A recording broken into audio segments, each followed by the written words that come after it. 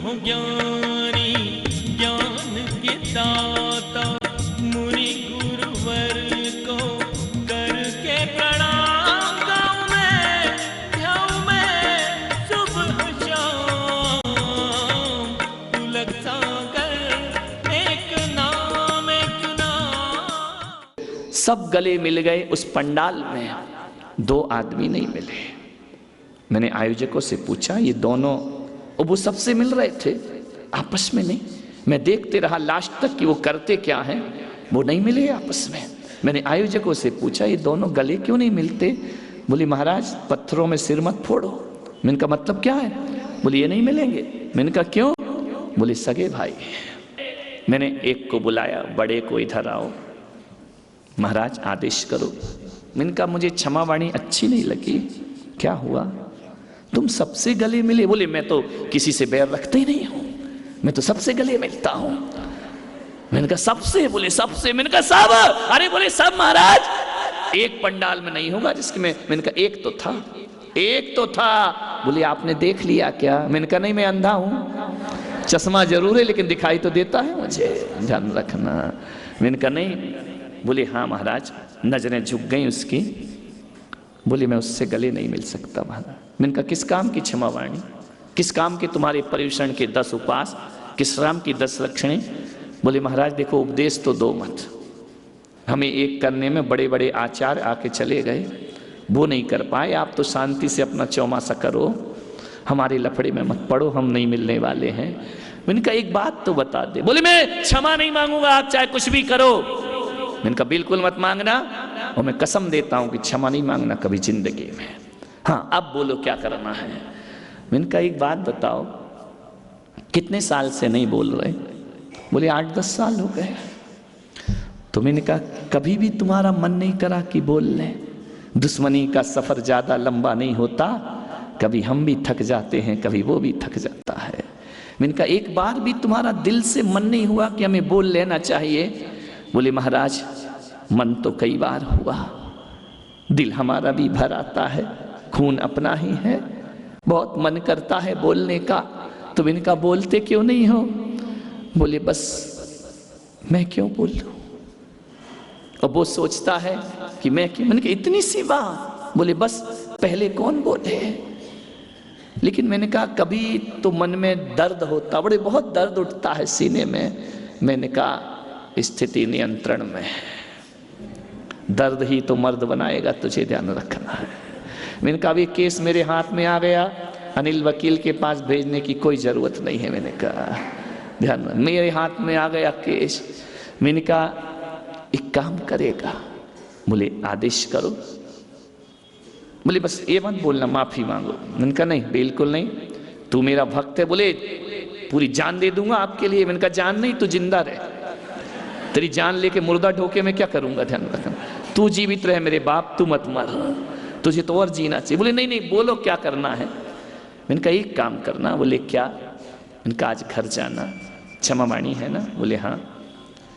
मैंने कहा बस कुछ मत कहना, ना माफी मांगना ना कुछ करना, जाके छोटे भाई से कहना तेरे पूरे परिवार का भोजन आज मेरे घर में होगा, तुझे आना है मेरे यहाँ, बस इतना कहना तू। बोली मैं पूरी समाज को भोजन करा सकता हूं। आदमी देखो तो पंचों की बातें शर्मा थे, नाला वहीं से बहेगा, ध्यान रखना। लेकिन महाराज ये थोड़ा कठिन काम है। इनका नहीं, बस आज जाके कह दे, बस मेरी खातिर कह दे। हाँ बोले ये बोल दूंगा कि महाराज ने कहा है। आदमी का ईगो देखो, ईगो अहंकार कहां कहां टकराता है। मैंने कहा जा तू मेरे नाम से बोल देना, जा। जैसे ही गया, लॉन में बैठ के अखबार पढ़ रहा था छोटा भाई, बड़ा पहुंच गया, अखबार हटा, उसका ये मेरे दर पे कैसे आ रहा है। 8 साल से तो हमने एक दूसरे को देखा नहीं, चला आ रहा है। जैसे ही पहुंचा, कुर्सी पर बैठा था छोटा वाला, जैसे ही बड़ा पहुंचा तो अपने आप खड़ा हो गया। एक दूसरे को देखा, बड़े ने छोटे को, छोटे ने बड़े को देखा। कैसे पधारे मेरे घर में, महाराज ने भेजा है।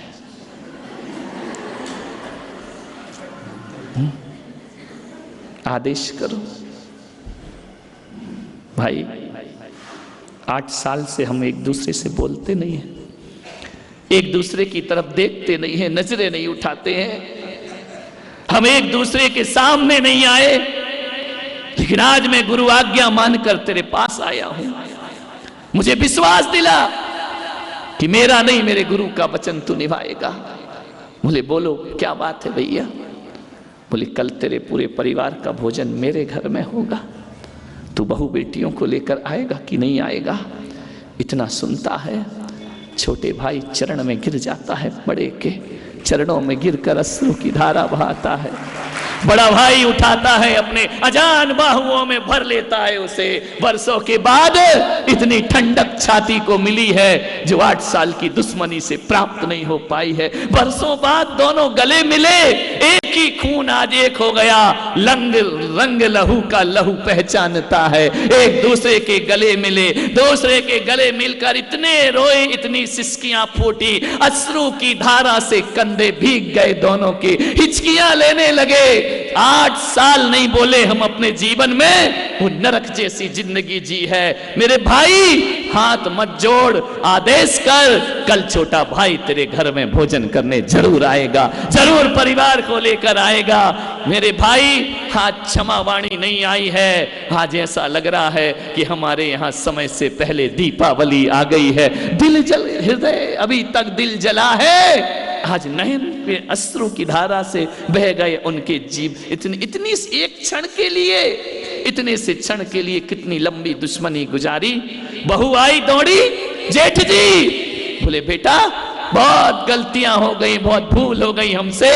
सारे जमाने को प्यार करके वो आनंद नहीं मिला जो आज मेरा भाई छाती से लगा तो प्रेम के झरने फूट गए हमारे। 8 वर्ष से हम नहीं बोलते आपस में, ऐसी क्षमावाणी। दूसरे दिन आया भाई अपने परिवार को लेकर, भैया आज हम साथ में भोजन करेंगे। बरसों बीत गए, एक थाली में खाते थे। बचपन भी तो हमारा ऐसे ही था ना, सुबह लड़ते थे, झगड़ते थे, मारपीट करते थे, थोड़ी देर बाद एक दूसरे के गले में हाथ डालकर घूमने लगते थे, भूल जाते थे क्या झगड़ा क्या लड़ाई। अरे थोड़ी सी बात के लिए इतनी बड़ी दुश्मनी, भानुमत आपको विश्वास नहीं होगा। उस दिन दोनों भाई के परिवार से 10 सदस्य थे, 10 ने एक डाइनिंग टेबल पर बैठ करके भोजन किया।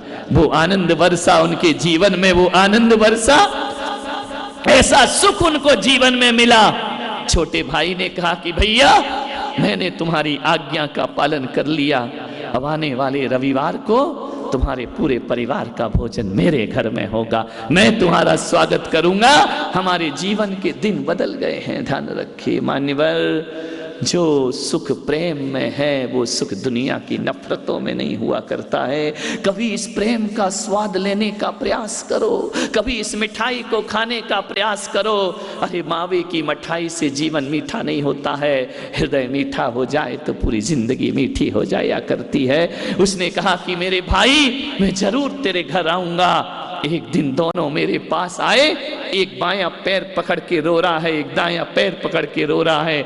उन्होंने कहा कि भगवान महाराज हमने अभी तक सुना था कि पत्थर में भगवान होते हैं, लेकिन आपने देखा, आपने 8 साल की दुश्मनी को प्रेम में परिवर्तित कर दिया। हमारा हो गया सम्मेद शिखर, यही गिरनार, यही चंपापुर है, यही सब कुछ है। मैंने कहा एक बात बताओ, 8 साल की जिंदगी थी या ये जिंदगी है? बोले 8 साल की जिंदगी मरने लायक थी, नरकों की जिंदगी थी। हकीकत में तो 4 दिन में हमने जाना कि जिंदगी क्या हुआ करती है, जिंदगी का आनंद क्या हुआ करता है। प्रेम जीवन में होना चाहिए। मान्यवर, नारायण श्री कृष्ण दुर्योधन के दरवाजे पर पहुंचे, धृतराष्ट्र के दरवाजे पर पहुंचे, संधि का प्रस्ताव लेकर के। नारायण कृष्ण ने दुर्योधन को कहा कि दुर्योधन, ये घर की लड़ाइयां अच्छी नहीं होती हैं, अपना ही वंश बर्बाद होता है, अपनी ही खानदान तबाह होती है, और अपनी ही घर की बहु बेटियां विधवा का रूप ले लिया करती हैं। दुर्योधन मान जाओ, थोड़ा सा 4-5 गांव उन पांडवों को दे दो, पूरा हस्तिनापुर तुम ले लो, मैं संधि का प्रस्ताव लेकर आया हूं। दुर्योधन ने कहा कि नहीं, ये नहीं हो सकता है। 5 गांव तो छोड़ो, एक सुई की नोक बराबर भी जगह मैं पांडवों को नहीं दे सकता हूं। तो नारायण श्री कृष्ण ने कहा कि फिर दुर्योधन तैयार हो जाओ युद्ध के लिए, ध्यान रखना, संदेश देना मेरा काम है, मैं शांति दूत बन करके आया हूं, ध्यान रखना। नारायण श्री कृष्ण पहुंचते हैं, जब पीतांबर धारण किए, मोर मुकुट बंसी हाथ लिए, नारायण जब रथ पर सवार होकर हस्तिनापुर की वीथियों से निकल रहे थे, एक गरीब की झोपड़ी वह देख रही थी बैठी बैठी, ये नारायण कृष्ण क्या मेरे घर कभी आएंगे, कभी मेरे दरवाजे पर नारायण पधारेंगे। नारायण की निगाह मिली उस बुढ़िया से, मुस्कुरा दिए, आगे बढ़ गए। संधि का प्रस्ताव पेश किया दुर्योधन के सामने, दुर्योधन ने नकार दिया, नहीं ये नहीं हो सकता है। तो नारायण ने कहा कि फिर शंखनाद होता है युद्ध का, अब जो भी बातें होंगी कुरुक्षेत्र में बातें होंगी। दुर्योधन ने कहा हमें लड़ना स्वीकार है। दुर्योधन ने कहा कि नारायण, हे माधव, हे केशव, चलो महल में, तुम्हारे लिए 56 भोग बनाए हैं, अच्छा तुम आ रहे थे ना। कृष्ण ने कहा कि नहीं दुर्योधन, आज नहीं, फिर कभी। दुर्योधन ने कहा मैंने आपका प्रस्ताव ठुकराया, इसलिए आप भोजन नहीं कर रहे हैं। कृष्ण ने कहा कि नहीं, राजनीति की बातें अलग हैं और आत्मीयता की बातें अलग होती हैं। दुर्योधन, मैं तुम्हारा निमंत्रण कैसे ठुकरा सकता हूं? वो राजनीति थी, कैसे लोग थे पहले के कि महाभारत में जब युद्ध होता था ना, और शाम को जब घायल सैनिक पड़े रहते थे तो कौरव सेना के सैनिक जाके पांडव सेना के सैनिकों को मलहम लगाया करते थे। रात को जैसे सूर्यास्त होता था, दुश्मनी भूल करके इंसानियत की स्थापना कर दिया करते थे, एक दूसरे के दर्द को समझा करते थे, पीड़ा को समझा करते थे। दुश्मन केवल युद्ध के मैदान में होते थे, युद्ध के मैदान से बाहर हर कोई एक सच्चे अच्छे इंसान हुआ करते थे, ध्यान रखिए। दुर्योधन से कृष्ण ने कहा कि दुर्योधन, ये बात नहीं है कि तुमने मेरा कहना नहीं माना, कोई बात नहीं, लेकिन तुम्हारे हमारे तो संबंध है ना, तो चलो फिर केशव भोजन के लिए चलो। बोले नहीं, आज मेरा कहीं और निमंत्रण है। लौट के आए दुर्योधन के दरबार से, जैसे ही लौटे झोपड़ी में पहुंच गए, दरवाजा खटखटाया, काकी दरवाजा खोल। भीतर से आवाज आई, विदुर जी घर पर नहीं है, अकेली स्त्री हूं, मैं द्वार नहीं खोल सकते हूं। आवाज लगाया कि काकी एक बार तो दरवाजा, नाम बताओ अपना। अब कृष्ण कन्हैया छलिया वो क्या नाम बताए, नाम बताया कि काम खत्म। बोले काकी दरवाजा तो खोल एक बार। बोले मैं नहीं खोल सकती हूं, मेरे घर में कोई पुरुष नहीं है। बोले बे एक बार मेरा कहना मान ले। बोले तू कौन है? कृष्ण ने कहा मैं एक भूखा आदमी हूं, भूख से तड़प रहा हूं, इतनी भूख लगी है काकी, इतनी भूख लगी है कि मेरे प्राण कंठगत हो रहे हैं। विदुरानी ने कहा कि यदि कोई भूखा खड़ा है तो हमारा देश वो देश है जहां मर्यादाएं छोड़ करके भूखे को दरवाजा खोल दिया जाता है। आओ मेरे यहां भोजन करो। दरवाजा जैसे ही खोला, हकबक रह गई विदुरानी, हतप्रभ स्तब्ध रह गई। सुदर्शन चक्रधारी नारायण श्री कृष्ण खड़े हैं, मुस्कुरा रहे हैं। सुधबुध खो गई विदुरानी, कुछ ना बोल पाई, बस शब्द मौन हो गए। एक बात ध्यान रखना, जब प्रेम गहरा होता है ना तो शब्द मौन हो जाया करते हैं, शब्द नहीं। नारायण कृष्ण ने कहा काकी भीतर आने का नहीं कहोगी, भीतर नहीं बुलाओगी मुझे, मैं परपुरुष हूं। क्या बोले, जैसे कोई स्तब्ध सी खड़ी है, ना भीतर ना बाहर, आंखों में अश्रु की धारा, सोच रही थी कि कभी नारायण मेरे घर आएंगे क्या। वाह रे मौन निमंत्रण स्वीकार करने वाले, आओ पधारो। इशारे से कहा बैठो, एक खाट बिछाई, बिठा दिया कर। काकी बहुत भूख लगी है, जल्दी खाना दे, जल्दी भोजन दे। भीतर जाती बाहर आती, भीतर जाती बाहर आती, भोजन तो था ही नहीं। ध्यान रखना, पक रहा था एक हंडी में चावल, कृष्ण कह रहे जल्दी कर, मुझे सहन नहीं हो रहा है। वो भी जान रहे कि है तो नहीं, लाएगी क्या, लेकिन कृष्ण तो कृष्ण है, नारायण लीलाएं उनकी। उन्होंने कहा जल्दी भोजन दे, अभी दे, इसी वक्त दे। विदुरानी ने कहा नारायण थोड़ा तो ठहरो। बोले नहीं, सब्र नहीं होता है, बहुत भूख है। देख मैं तेरे लिए दुर्योधन के भोजन छोड़ करके आया हूं, मुझे खाना चाहिए, मुझे भोजन चाहिए। भीतर गई दौड़ी दौड़ी बावली सी, रसोई घर में जाती फिर निकल आती, फिर जाती फिर निकल आती। जैसे ये हमारी माताएं हो जाती हैं ना, जब मुनि महाराज आके पड़गाहन में खड़े हो जाए तो कुछ बोलना है कुछ और बोल जाती, सुध बुध खो जाती हैं, बावली हो जाती हैं। महाराज पधारे हैं, उच्चासन ही भूल जाती है। ध्यान रखना। जैसे ही गई भीतर, आंगन में गई, केले की बोर तोड़ करके ले आई, पूरी डाली की डाली। हे नारायण ये केला खाओ जब तक भोजन पक रहा है। नारायण ने कहा जो भी है दे दे। कृष्ण बैठे हैं खाट पर, विदुरानी बैठी है नीचे।